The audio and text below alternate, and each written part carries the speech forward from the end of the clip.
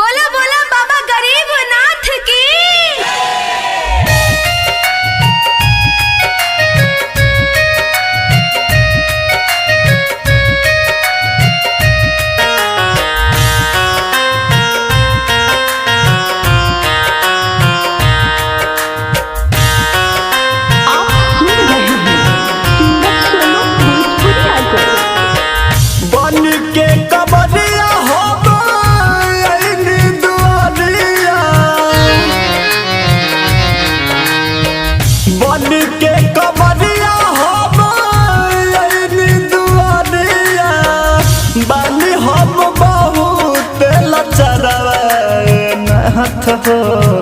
कुटिया से निकल बहरवा ए नहत हो, कुटिया से निकल बहरवा।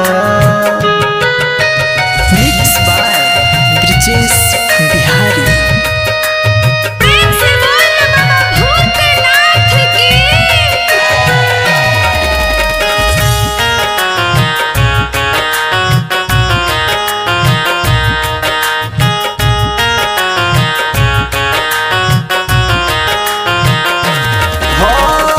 देखिला नजर से अपन कौन भेष में केहू नहीं के पूछत बाबा रही देश में।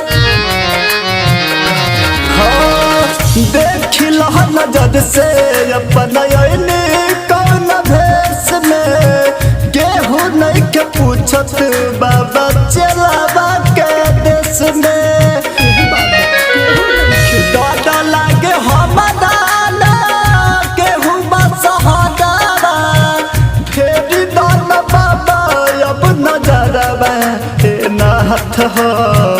कुटिया से निकल बहरवा ए नहत हो, कुटिया से निकल बहरवा।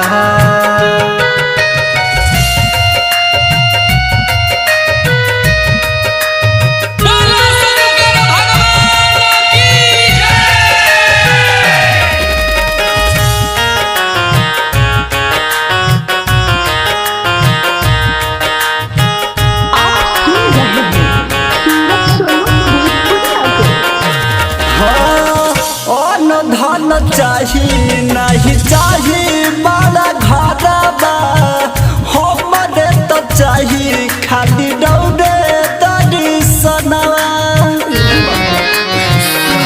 हाँ धन चाही नहीं चाही बड़ा घरवा, हमरे तो चाही खाली दौड़े दर्शनवा।